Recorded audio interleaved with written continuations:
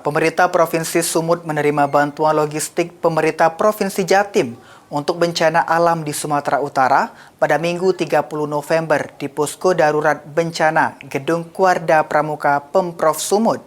Wakil Gubernur Sumatera Utara Surya menyebutkan, Pemprov Sumut menerima bantuan logistik berupa sandang, pangan, obat-obatan dan alat kebersihan senilai 5 miliar rupiah yang ditujukan untuk wilayah yang terdampak paling parah.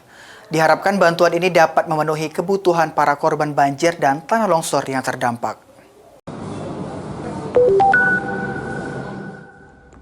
Pemerintah Provinsi Sumatera Utara menerima bantuan logistik dari Pemerintah Provinsi Jawa Timur pada Minggu 30 November di Posko Darurat Bencana Gedung Kuarda Pramuka Pemerintah Provinsi Sumatera Utara. Bantuan logistik berupa sandang, pangan, obat-obatan, dan peralatan kebersihan senilai 5 miliar rupiah langsung diserahkan oleh Gubernur Jawa Timur Khofifah Indar Parawansa kepada Wakil Gubernur Sumatera Utara Surya. Dan pada hari ini menerima Ibu Gubernur dari Jawa Timur. Jadi bantuan kemanusiaan ini ada berbentuk untuk pangan, ya, kemudian sandang, ya, obat-obatan, semuanya itu disenilai lebih kurang 5 miliar.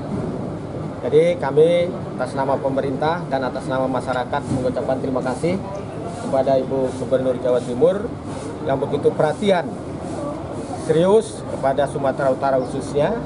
Khofifah melanjutkan, Badan Penanggulangan Bencana Daerah BPBD Jawa Timur siap membantu proses evakuasi jika dibutuhkan.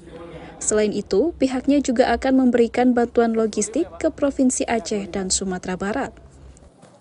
Kami hadir di sini mewakili Pemprov, lalu Forkopimda Provinsi Jawa Timur dan masyarakat Jawa Timur. Kami ingin menyampaikan bela sungkawa, duka cita atas musibah banjir bandang dan longsor yang terjadi di Sumatera Utara ini.